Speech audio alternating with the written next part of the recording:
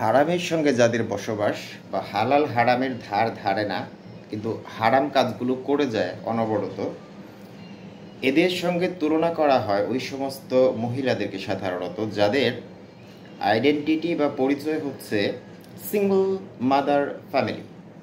এই single mother family বা single father family, এই বিষয়টা আসলে প্রচলিত আছে ইউরোপের বিভিন্ন দেশে, আমেরিকান বিভিন্ন কালচারে। অর্থাৎ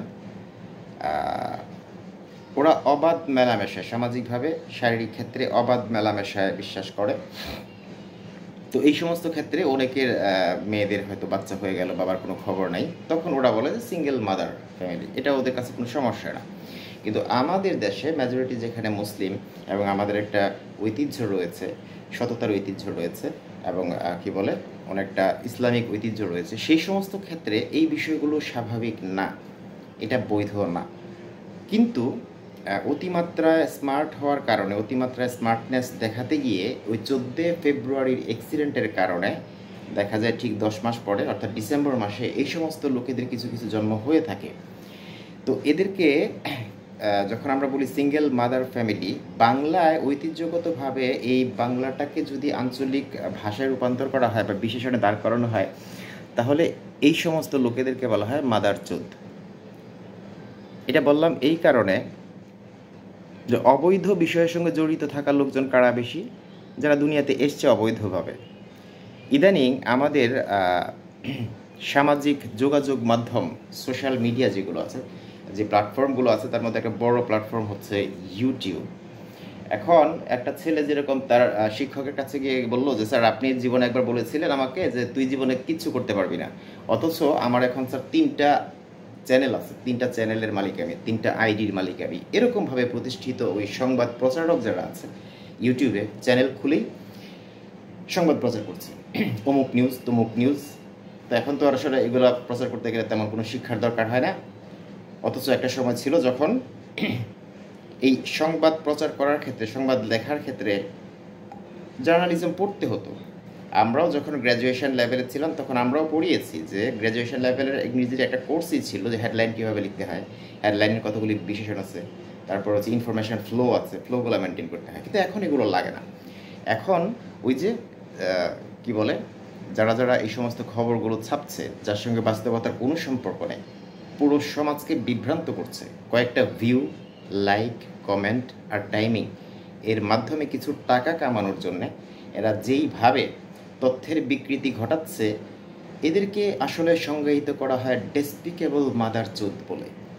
এখন এই যে ডেসপিকেবল মাদারচোদ বললাম, ডেসপিকেবল মানে ঘৃণ্য, আর মাদারচোদ মানে তো বললাম ওই যে অবৈধভাবে দুনিয়াতে আসা লোকজন। এখন যেই ব্যক্তিটার বাবা নাই, আসলেই নাই, যার বাবার কোনো পরিচয়ই নেই, তার মাও বলতে পারবে না ভালো করে কি আসলে, তাকে যদি আপনি বাস্টার্ড বলেন, এটা কি গালি হবে? তো বাস্টার্ড মানে তো হচ্ছে যার বাবার আইডেন্টিটি নাই আসলে। তো আসলেই যার নাই তাকে যদি এটা বলেন, এটা তো তার জন্য বিশেষণ, এটা গালি হবে কেন? ঠিক তেমনিভাবে এই সমস্ত কাজ যারা করছে অবৈধ, আপনারা একটু পর এখন লক্ষ্য করবেন কি কি বিষয়গুলো নিয়ে আসলে বলছি আমি। এদেরকে বলা হচ্ছে ডেসপিকেবল মাদারচোদ। তো এই ডেসপিকেবল মাদারচোদেরা কি করে, একটু জাস্ট খালি আপনারা একটু দেখেন। গতকালকে এবং আজকে প্রায় 41টা জায়গা থেকে নেয়া যে তথ্যগুলো, সেগুলো বলছে একটা চ্যানেলের, ইসরায়েলের হৃৎপিণ্ডে ইরানের পরমাণু বোমা। কথাটা নিশ্চয়ই বুঝতে পেরেছেন।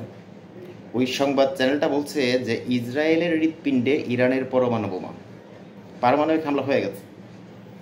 তো এই এই এই হেডলাইনটা দেখলে স্বাভাবিকভাবেই যে কেউ সাধারণ মানুষ সে চাইবে আচ্ছা দেখি তো ঘটনাটা কি, ইরান কি পরমাণু বোমা মেরে দিল? আচ্ছা, তারপরে দেখতে যে একটু মানে ভিডিওর ভিউইংয়ের টাইমটা বাড়ে, ওদের টাকা ইনকাম হয় কিছু। পরে আছে আজ রাতেই নিশ্চিহ্ন হবে ইরান, সম্ভবত নেতানিয়াহুর সঙ্গে তার কথা হয়েছে। যে কোনো সময় দেশে ফিরবেন শেখ হাসিনা, আল্লাহ জানে এটা কোথাকার তথ্য। ডক্টর ইউনূস ক্ষমতা ছাড়ছেন, যে কোনো সময় দেশে ফিরবেন শেখ হাসিনা। তারপর ডক্টর ইউনূস ইসরায়েলকে সতর্ক করলেন, সামরিক শক্তিতে কে এগিয়ে, ইসরায়েল না বাংলাদেশ? একটা চ্যানেলে যখন এইভাবে লেখে যে ডক্টর ইউনূস ইসরায়েলকে সতর্ক করলেন, হ্যাঁ হতে পারে সেটা হয়তো যুদ্ধ বন্ধের ব্যাপারে মানবিক কোনো বিষয় আছে, কিন্তু সামরিকভাবে, সামরিক দিক বিবেচনা করে সতর্ক করলেন, এটা কি কোনো স্বাভাবিক মানুষের কথা? হইতে পারে এটা কোনো দিন? সামরিক শক্তিতে কে এগিয়ে, ইসরায়েল না বাংলাদেশ? এটা যদি তুলনা করার বিষয় হয় তাহলে আপনি তাকে ডেসপিকেবল মাদার চোদ ছাড়া আপনি কি বলবেন বলেন তো? আচ্ছা, ইসরায়েলের ভয়ে ভারতের হাতে পায়ে ধরছে ইরান। কোনো একজন সাংবাদিকের এইটা যদি ল্যাঙ্গুয়েজ হয় যে একটা দেশের রাষ্ট্রপ্রধান বা একটা দেশ অন্য কোনো দেশের রাষ্ট্রপ্রধানদের কাছে হাতে পায়ে ধরবে বাঁচার জন্যে, তাহলে এটা কি কোনো সাংবাদিকতার ল্যাঙ্গুয়েজের পর্যায়ে পড়ে? অল্পবিদ্যা ভয়ঙ্করই না এরা এরা এরা যে কি আসলে, এরা এরা একটাই সংখ্যা, মাদারচোদ। ইসরায়েলের ভয়ে ভারতের হাতে পায়ে ধরছে ইরান। এই সম্পর্কে আপনারা নিজস্ব একটা মতামত নিশ্চয়ই থাকবে যে কতটুকু পরিমাণ অবান্তর কথা লিখে মানুষকে বিভ্রান্ত এরা করে। এটাকে বলা হয় ইয়েলো জার্নালিজম, যেটা সারা পৃথিবীতে ঘৃণ্য একটা বিষয়, যার জন্যে বিশ্বের বড় বড় অনেক মানুষ আছে যাদেরকে মরতে হয়েছে, মারা যেতে হয়েছে। তার মধ্যে প্রিন্সেস ডায়ানা ছিলেন একজন। যাই হোক, আরেকটা চ্যানেলের প্রথম হেডলাইন হচ্ছে নেত্রী কি জীবিত আছেন, লিখে আবার নিচে লিখেছে শেখ হাসিনাকে ক্ষমতায় বসাতে ভারত সেনা পাঠাচ্ছে বাংলাদেশে। নেত্রী কি জীবিত আছেন, এই কথাটা হেডলাইনে আসার পরবর্তীতেই একজন সাধারণ মনের মানুষ, যে হয়তো মাদারচোদ লেভেলের না, সে চাইবে যে আচ্ছা কী ঘটনাটা দেখি তো, কোন নেত্রীর কথা বলা হচ্ছে বা কী, অথচ এর সঙ্গে এর কোনো সম্পর্কই নেই, জাস্ট ভিউ বাড়ানোর জন্য, সময়টা বাড়ানোর জন্য এটা লেখা। শেখ হাসিনাকে ক্ষমতায় বসাতে ভারত সেনা পাঠাচ্ছে বাংলাদেশে। এই বাদীপুত্রের যদি সামান্যতম আন্তর্জাতিক বিষয়ে জ্ঞান থাকতো তাহলে সে এইটা বুঝতে পারতো যে আরেকটা দেশে একটা লোককে রাষ্ট্র দায়িত্বে বসানোর জন্য সেনা পাঠিয়ে এটা করা যায় না, সে যত ছোট দুর্বল রাষ্ট্রই হোক না কেন, এটা করা যায় না আসলে। Bangladesh sovereign country. তারপরে ইউক্রেন পাচ্ছে মার্কিন ব্যালাস্টিক মিসাইল। রাশিয়া কি হেরে গেল? ইউক্রেনকে আমেরিকা যুদ্ধের সময় বর্তমানে বিভিন্ন ধরনের অস্ত্র দিয়ে হেল্প করছে, এটা জানি। যদি ব্যালাস্টিক মিসাইল দেয়ও, তার পরবর্তীতেও ৫,৫০০ মানে আইসিবিএম ওই ব্যালাস্টিক মিসাইলের মানে ওইখানে কী বলা হয় ওইটা দিয়ে ছাড়া যায়, এরকম ৫,৫০০ পরমাণু অস্ত্র হাতে নিয়ে থাকা রাশিয়া কয়েকটা ব্যালাস্টিক মিসাইল পেয়ে হেরে গেছে, এই ধরনের সন্দেহ পোষণ করছে এই মাদারচোদ। চিন্তা করেন। এবার ইসরায়েলে পরমাণু হামলা করবে পাকিস্তান, আলহামদুলিল্লাহ। এই যে আলহামদুলিল্লাহ লিখেছে না, এটাও হচ্ছে ইসলাম বিক্রি করে ভাত খাওয়ার মতো, মানে স্বাভাবিক সাধারণ যে মুসলমান আছে এদের সহানুভূতি অর্জন করা। এই আলহামদুলিল্লাহটা লিখবে। এখন মানুষ চিন্তা করবে আচ্ছা তাহলে কি ওই ইহুদিদের বিরুদ্ধে পাকিস্তান পরমাণু বোমা ইউজ করবে, যেহেতু পাকিস্তানে পরমাণু বোমা আছে। এরা কয়েকটা টাকা ইনকাম করার জন্যে দেখেন কিভাবে মানুষের অন্তরের মধ্যে বিষ ঢালে, মানুষকে বিভ্রান্ত করে। এবং এদেরকে তো আমি নাম দিয়েছি already, heinous and indomitable, despicable, uncontrollable মাদারচোদ। তারপরে কাতারের হাতে পায়ে ধরছে ইসরায়েল, ইরানের ভয়ে ক্ষমতা ছাড়লেন নেতানিয়াহু। যেই ইরান এবং ইসরায়েল বর্তমানে যা হচ্ছে আপনারা সবাই জানেন। এখানে ইসরায়েলের সামর্থ্য কতটুকু আছে, ইরানের সামর্থ্য কতটুকু আছে তাও আপনারা জানেন, আমি নতুন কিছু করে বলবো না। কিন্তু এই যে কাতারের কাছে হাতে পায়ে ধরছে কে, ইসরায়েল। ইরানের ভয়ে ক্ষমতা ছেড়েছে কে, ইসরায়েলের প্রধানমন্ত্রী নেতানিয়াহু। মানে বাস্তবতার সঙ্গে মিল তো থাকতে হবে। নেতানিয়াহু পদত্যাগ করে ফেলেছে কিসের কারণে, ইরানের ভয়ে।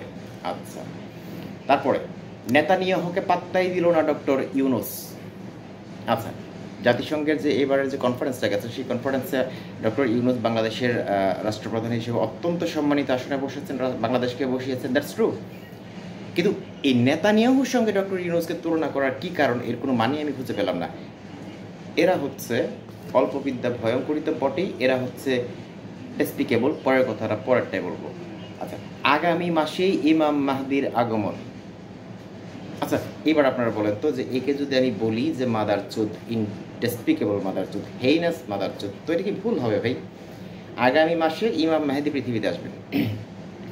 ইমাম মেহেদি কবে আসবেন সরাসরি করে রাসূল সাল্লাল্লাহু আলাইহি ওয়াসাল্লাম নিজে কিছু বলেন নাই, সাহাবীরা কিছু বলেন নাই, তাবিইনরা কিছু বলেন নাই, তাবিইনরা কিছু বলেন নাই, আল্লাহর ওলিরা কিছু বলেন নাই, বর্তমান যুগের যারা আছেন দামাত বারকাতুল্লাহ তারা সরাসরি কিচ্ছু বলতে পারছে না। এই মাদারচোদ বলছে আগামী মাসে ইমাম মেহেদি আসবেন। এরপরে আবার বলছে দাজ্জাল এসে গেছে, সুরক্ষা দিচ্ছে ইহুদিবাদী ইসরায়েল। দাজ্জাল নাকি এসে গেছে, যে দাজ্জালের জন্য সারা পৃথিবী এখনো পর্যন্ত, বিশেষ করে যারা ভক্ত মুসলমান আছে, সত্যিকার মুসলমান আছে, এরা ভয়ে থাকে, কারণ সবচেয়ে বড় ফিতনা সেই দাজ্জাল এসে গেছে এবং এই দাজ্জালকে সুরক্ষা দিচ্ছে হচ্ছে ইহুদিরা, ইসরায়েলে। এটাও জেনে গেছে এই মাদারচোদ। ইরানকে পারমাণবিক বোমা দিচ্ছে রাশিয়া। কী বলার আছে, কোনো দেশকে প্রযুক্তি দিতে পারে, অর্থনৈতিক সাহায্য করতে পারে, প্রযুক্তিগত সহায়তা করতে পারে, বিভিন্ন ধরনের সহায়তা করতে পারে, কিন্তু পারমাণবিক বোমা কোনো দেশকে দেয় না। এ হচ্ছে বাদীপুত্র। বাদীপুত্র মানে হইল, বাদী মানে হচ্ছে মেইডেন, হ্যাঁ, আমরা আঞ্চলিক ভাষা যেটাকে বলি বান্দি। পুত্র মানে হচ্ছে সন্তান, অন্যভাবে বললে পুত্র মানে পুত অথবা ফুত আঞ্চলিক ভাষায়। সুতরাং বাদীপুত্র হয় বান্দির ফুত। তো সেই ক্ষেত্রে এটাকে বলা যায় এই একটা বান্দির ফুত। আচ্ছা, এখন আর একটা লিখছে তৃতীয় বিশ্বযুদ্ধ শুরু। এখানে আবার নিচে ইংলিশে লিখছে ইমাম মেহেদি ইজ কামিং সুন। হ্যাঁ, তৃতীয় বিশ্বযুদ্ধ শুরু হয়ে গেছে, ইমাম মেহেদি খুব শীঘ্রই চলে আসতেছেন। তৃতীয় বিশ্বযুদ্ধ নাকি শুরু হয়ে গেছে, একে কি বলবেন? একে আপনারা বলেন। আচ্ছা, তারপরে রাশিয়া, ইরান, চীন এবং উত্তর কোরিয়ার আক্রমণে টুকরো টুকরো হলো যুক্তরাষ্ট্র। যুক্তভাবে কয়েকজন মিলে তোমার মায়ের সঙ্গে যদি থাকার পরে তোমার জন্ম হয়, তাহলে তুমি এটা বলতে পারো, তাহলে হবে হচ্ছে যুক্ত বাবার সন্তান হিসেবে তুমি মাদার চুদি বলে। 4টা দেশ আক্রমণ করার ফলে যুক্তরাষ্ট্র ইতিমধ্যে নাকি টুকরো টুকরো হয়ে গেছে। এটা হচ্ছে এই কারণে যে সাধারণ একজন মানুষ এটা দেখলো, দেখার পরে চিন্তা করবে, সাধারণ আমাদের মুসলমানদের মনোভাব হচ্ছে যুক্তরাষ্ট্র বিরোধী, ইসরায়েল বিরোধী, এটাই স্বাভাবিক। তো এই সমস্ত ক্ষেত্রে যখন দেখা যায় কি যে এই কথাগুলো লেখা হয় যে যুক্তরাষ্ট্র ভেঙে টুকরো টুকরো ধ্বংস হয়ে গেছে, তখন আমরা একটু সেন্টিমেন্টে লাগে, আমরা এটা দেখতে চাই, দেখি কিছু সময় ওদের পিছনে ব্যয় করি, ওরা ভিউ পায় ভালো, টাইমিং পায় ভালো, ওরা কিছু টাকা পায়, হারাম টাকা। এরপরে তবে কি ইরানের হাতেই আমেরিকার ধ্বংস? কি কারণে, কেন, কোন প্রসঙ্গে বলা, আল্লাহ জানে, আর এই মাদারচোদ জানে। তারপরে ভারতের রণতরী ইসরায়েলের পক্ষে, ভারতের রণতরী ইসরায়েলের পক্ষে। আচ্ছা, বাংলাদেশ কি করবে? ভারতের রণতরী যদি ইসরায়েলের পক্ষে যায়ও, তো এখানে আন্তর্জাতিক রিলেশনের ক্ষেত্রে, ইন্টারন্যাশনাল রিলেশনশিপের ক্ষেত্রে বাংলাদেশের এখানে সংযুক্তিটা কীভাবে, আল্লাহ জানে। তারপরে লিখছে অবশেষে মিলল দাজ্জালের খোঁজ। অবশেষে মিলল দাজ্জালের খোঁজ, এই মাদারচোদ দাজ্জালকে পাওয়া গেছে। আচ্ছা আচ্ছা, আরেকটা হচ্ছে ইমাম মেহেদি এখন ইরাকের এক অজ্ঞাত নগরীতে আছে। যেই ইমাম মেহেদিকে পৃথিবীতে আসার পরে, বড় হওয়ার পরে মানুষজন চিনতে পারবে না। 360 জন আছেন, 63 জন আছেন, 313 জন বোধ হয় মোস্টলিকে, I am not sure about it. ওই তারা চিনতে পারবে, আর কেউ বুঝতে পারবে না, সে তো নিজে স্বীকার করবেই না। আর এই লেখছে ইমাম মেহেদি এখন ইরাকের এক অজ্ঞাত নগরীতে আছে। আচ্ছা, তারপরে সামরিক দিক থেকে ভারতকে টেক্কা দিবে বাংলাদেশ। তো এটার ক্ষেত্রে কোনো কমেন্ট আপনারাই করতে পারেন, মানে আপনারা বলতে পারেন যে এই যে কথাটা বলবো, সামরিক দিক থেকে ভারতকে টেক্কা দিবে বাংলাদেশ। বাংলাদেশ ভারতকে টেক্কা দেবে না সামরিক দিক থেকে। আচ্ছা, কিছু বললাম না, কিছু বলার নেই, কিছু বলার যায় না আসলে। রূপপুর পারমাণবিক বিদ্যুৎ কেন্দ্র কি শুধুই বিদ্যুৎ উৎপাদন করবে? দুশ্চিন্তায় ভারত। আচ্ছা, এটা নিশ্চয় আশা করি আপনারা বুঝতে পেরেছেন যে রাশিয়ার সঙ্গে চুক্তি করে বাংলাদেশ একটা পারমাণবিক বিদ্যুৎ উৎপাদন কেন্দ্র স্থাপন করতেছে রূপপুরে। এখন ওই পারমাণবিক বিদ্যুৎ কেন্দ্র বা পারমাণবিক শক্তি উৎপাদন কেন্দ্রের মধ্যে শক্তি উৎপাদনের দুইটাই কারণ থাকে মূলত। একটা হচ্ছে শক্তিকে আমাদের শক্তি হিসেবে ব্যবহার করা, অর্থাৎ বিদ্যুতের জন্য, বিদ্যুতের উৎপাদনের কাজে লাগানো। আরেকটা হচ্ছে পারমাণবিক অস্ত্র তৈরির ক্ষেত্রে। তার মানে এর কথা হচ্ছে যে বাংলাদেশের যে রূপপুর পারমাণবিক বিদ্যুৎ কেন্দ্রটা রাশিয়া স্থাপন করছে, ওইটা থেকে কি আমরা শুধু বিদ্যুৎ উৎপাদন করার জন্য এটা তৈরি করছি, নাকি পরমাণু অস্ত্র বানানোর আমাদের কোনো চিন্তা আছে? ভাত পায় না, চা খায়, ঘোড়া দৌড়ায় বাথরুমে যায়, বাথরুমে গিয়ে গিটার বাজায়, আর এই মাদার চোদেরা ভুল তথ্য দিয়ে ভুল সমাজ গড়ায়। দুশ্চিন্তায় ভারত, বাংলাদেশ পরমাণু বোমা বানায় ফেলতে পারে রূপপুরের বিদ্যুৎ কেন্দ্র থেকে, এই চিন্তায় নাকি ভারত দুশ্চিন্তাগ্রস্ত, স্টুপিড। আচ্ছা, রাশিয়ার সাথে বাংলাদেশের চুক্তি, S-400 পাচ্ছে বাংলাদেশ। আচ্ছা, বাংলাদেশে S-400 ক্ষেপণাস্ত্র লঞ্চ করার মতো কোনো রকম প্যাড নেই, আর কোনো কারণও নেই। যেই S-400 তামাম পৃথিবীর সবচাইতে দামি ক্ষেপণাস্ত্র, এয়ার ডিফেন্স প্রযুক্তি, এটা আকাশ প্রতিরক্ষা ব্যবস্থা, এবং এটা পেট্রিয়টের চেয়ে অনেক বেশি শক্তিশালী, আয়রন ডোমের চেয়ে অনেক বেশি শক্তিশালী। একমাত্র রাশিয়া এটা উৎপাদন করে। এবং তুরস্ক এই S-400 পাওয়ার জন্যে কি না করছে, রাশিয়ার সঙ্গে এই দোস্ত, আমেরিকার সঙ্গে এই দোস্ত, ন্যাটোর সঙ্গে রাশিয়ার সঙ্গে, রাশিয়ার সঙ্গে ন্যাটোর সঙ্গে, শুধুমাত্র হচ্ছে S-400 পাওয়ার জন্য। যেই S-400 বাংলাদেশ লঞ্চ করার সাহসী পাবে না, বলছে কি রাশিয়ার সাথে বাংলাদেশের চুক্তি, S-400 পাচ্ছে বাংলাদেশ। হারামজাদা, এ কখন S-400 চিন্তা করলো বাংলাদেশ, কে চিন্তা করলো আল্লাহ জানে। এইবার দেখেন আরেকটা জিনিস, এই মাদার চোদ লিখছে মংলায় ইউরেনিয়ামের সন্ধান, বাংলাদেশ কি তবে পরমাণু অস্ত্রের মালিক হচ্ছে? কি বলবেন বলেন? ভাত পায় না, চা খায়, ঘোড়া দৌড়ায় বাথরুমে যায়, এর তো এই অবস্থা। মংলা বন্ধ চিটাক, এখানে ইউরেনিয়ামের সন্ধান পাওয়া গেছে।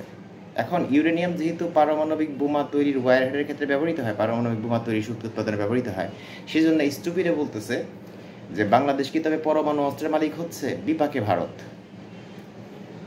কিছু বলা নেই, কমেন্ট একটাই, ইনডিসক্রিমিনেটিং মাদারচোদ। আচ্ছা, ভারতের কপাল পড়ল, 7 সিস্টার্স এখন বাংলাদেশের হাতে। 7 সিস্টার্স এখন বাংলাদেশের হাতে। আশা করি বুঝতে পেরেছেন। ভারতের ওই যে 7টা রাজ্য, very adjacent to Bangladesh boundary, ওই 7টা রাজ্য, সেগুলোর এখন কন্ট্রোল বাংলাদেশের হাতে।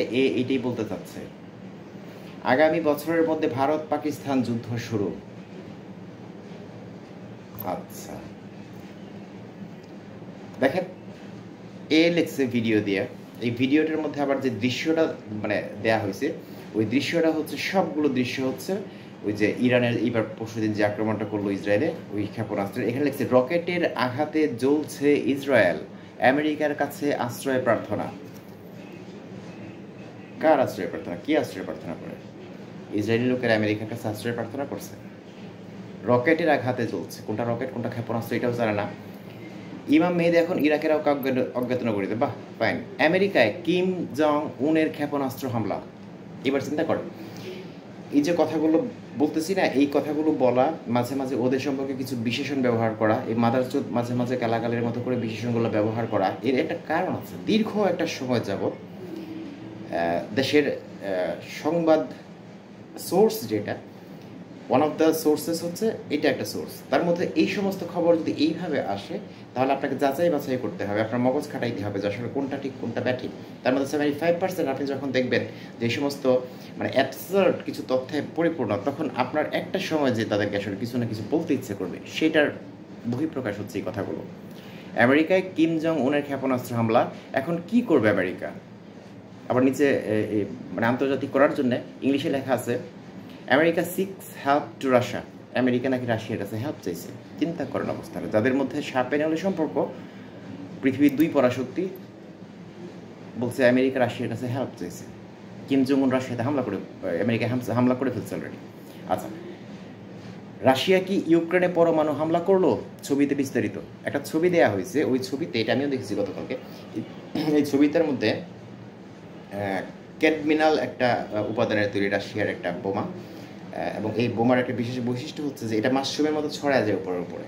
এবং আমরা জানি যে পরমাণু বোমা বিস্ফোরণের পরবর্তীতে সাধারণত মাশরুমের মতো একটা গোলক তৈরি হয়, আগুনের গোলকের মতো তৈরি হয়। তো এই দৃশ্যটা দেখে এই মাদারচোদ ধারণা করছে যে রাশিয়া বলে ইউক্রেনের উপরে পরমাণু হামলা করে বসছে। ওই যে মাশরুমের মতো গোল দেখছে বিস্ফোরণটা, সুতরাং এটা পরমাণু হামলা। বাদী পুত্র। রাশিয়া কি ইউক্রেনে পরমাণু হামলা করলো? আচ্ছা, ইরানের পাশে বাংলাদেশ, এক নজরে ইসরায়েল এবং বাংলাদেশের সমর সম্ভার। কেন বলবো না বলেন? একে আমি বারবার বলতেছি যে এই হচ্ছে মাদারচোদ। কেন বলবো না ভাই? আপনারা সবাই জানেন ইসরায়েলের সামরিক শক্তি কতটুকু আর বাংলাদেশের সামরিক শক্তি কতটুকু, এটা আপনারা সবাই জানেন। বা এই দুইটা দেশের সঙ্গে তুলনা করা উচিত কিনা এটাও আপনারা জানেন। যেই ইসরায়েল বলে যে highest and most fashion military the world, সেখানে আমরা যতই আমাদের মাতৃভূমিকে ভালোবাসি না কেন, বাংলাদেশকে আমরা এখন ইসরায়েলের সামরিক শক্তির সঙ্গে তুলনা করার মতো স্টুপিড হইতে যাব না। কারণ এরকম হইতে গেলে যে কোনো লোক যদি মাদারচোদ বলে গাল দেয়, কিছু করার থাকবে না। বাদী পুত্র তো রাস্তায় গেলেই পড়বে স্বাভাবিকভাবেই। ইসরায়েলের সামরিক সম্ভার আর বাংলাদেশের সামরিক সম্ভার কল্পনা করা যায়। পৃথিবীর 9টা পারমাণবিক শক্তিধর দেশের মধ্যে এটা হচ্ছে একটা। আর আমাদের দেশের পরমাণু শক্তি সম্পর্কে বিগত অনারেবল প্রাইম মিনিস্টার শেখ হাসিনার হাজব্যান্ড ছিলেন ডক্টর ওয়াজিদ মিয়া, বাংলাদেশ আণবিক শক্তি কমিশনের চেয়ারম্যান। উনি বলছিলেন যে যেই পরিমাণ পরমাণুর আণবিক সোর্স আছে আমাদের, তাদের যদি একটা বোমা বানানো হয় তারা প্রচুর পরিমাণ ধোঁয়া বের হবে, চিন্তা করেন। সেই বাংলাদেশের সঙ্গে তুলনা করতেছে। আচ্ছা, আমেরিকা ইসরায়েলের পাশ থেকে সরে দাঁড়ালো, আত্মসমর্পণ করলো ইসরায়েল। কি বুঝলেন?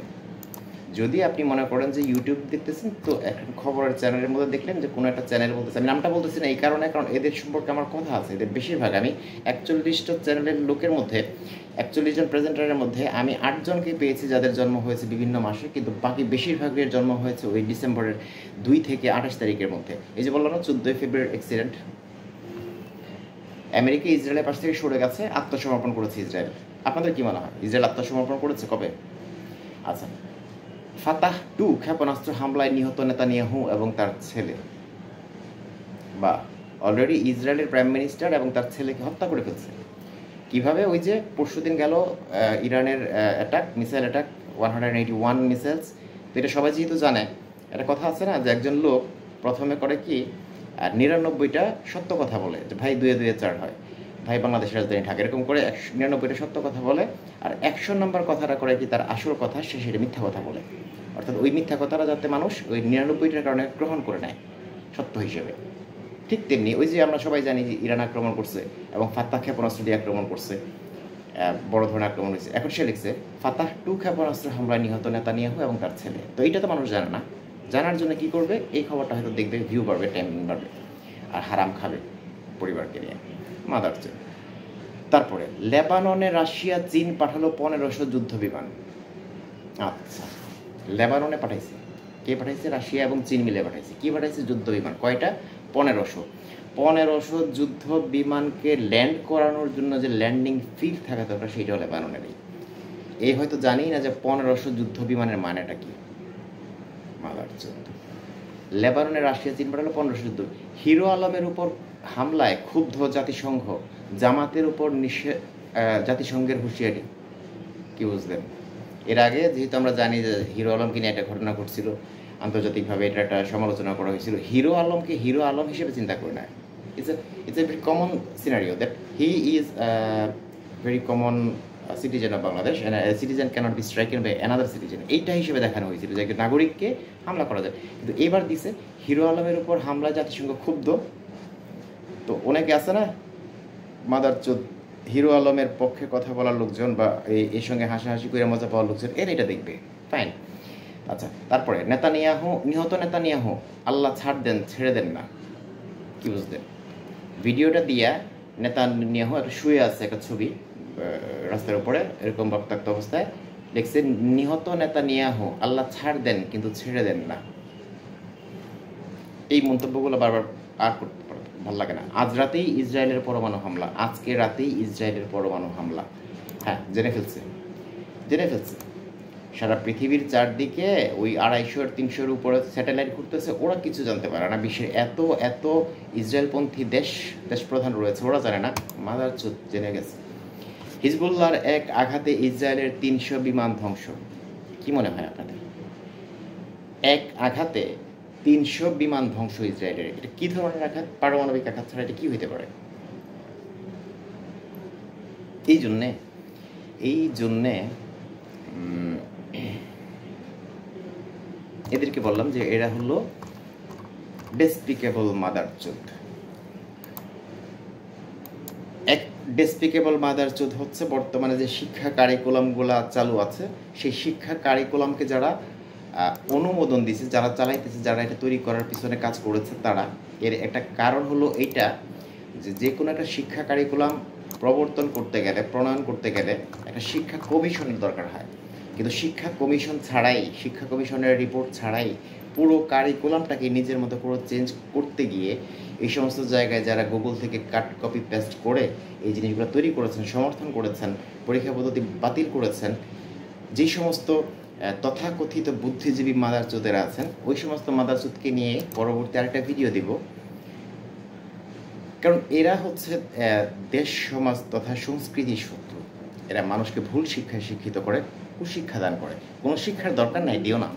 কোনো কিছু শিখায়ও না, কিন্তু ভুল শিখায় না, কুশিক্ষা দিও না। That's our destination reservation.